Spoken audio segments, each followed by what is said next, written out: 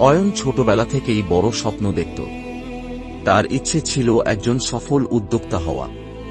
কিন্তু মধ্যবিত্ত পরিবারে জন্ম নেওয়ার কারণে চারপাশের সবাই তাকে বলতো, তোমার মতো সাধারণ ছেলের পক্ষে এটা সম্ভব নয়।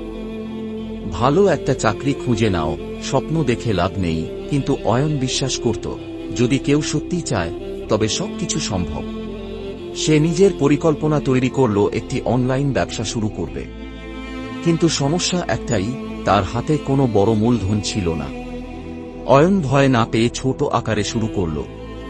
সে ইউটিউব থেকে ব্যবসার কৌশল শিখতে লাগল, নিজের দক্ষতা বাড়াল এবং ধীরে ধীরে ছোট ছোট পণ্য অনলাইনে বিক্রি করা শুরু করল। প্রথম দিকে খুব বেশি বিক্রি হচ্ছিল না, লোকে তার পণ্যের মান নিয়েও সন্দেহ করত।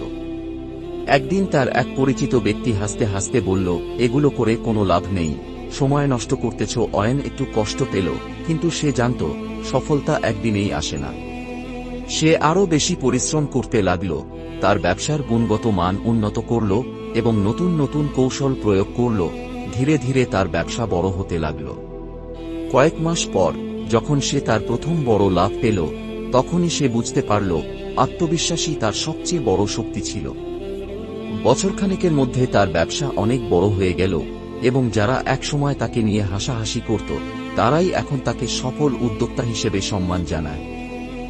অয়ন প্রমাণ করল, স্বপ্ন পূরণ করতে হলে প্রতিভার থেকেও বেশি প্রয়োজন আত্মবিশ্বাস, কঠোর পরিশ্রম আর ধৈর্য।